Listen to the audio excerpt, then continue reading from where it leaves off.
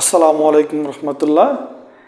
আমরা দেখছি possessive adjective লেখার পরে আমরা লিখেছি my, our, your, his, her, its, দেয়ার।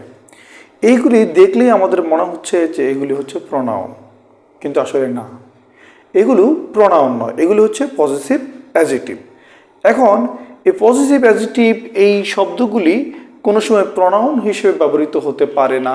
যেমন বাক্যে আমরা যদি দেখি এখানে মাই হ্যাভ অ্যান আমব্রেলা, আমরা জানি সেন্টেন্সের সাবজেক্ট অবশ্যই নাউন অথবা প্রোনাউন হবে।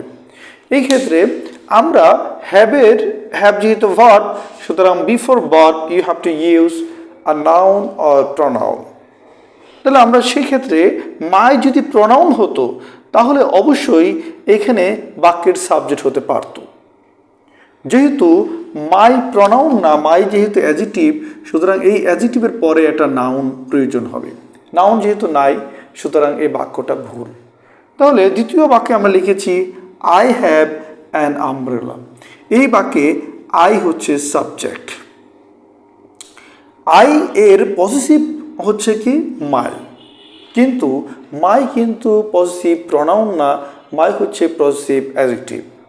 যার কারণে আমরা সেন্টেন্সের সাবজেক্ট হিসেবে মাইকে ব্যবহার করতে পারছি না। আর আই যেহেতু প্রোনাউন, সুতরাং আমরা জানি প্রোনাউন সেন্টেন্সের সাবজেক্ট হিসেবে ব্যবহৃত হতে পারে। আশা করি বিষয়টা ক্লিয়ার হচ্ছে। সবাইকে ধন্যবাদ। আসসালামু আলাইকুম।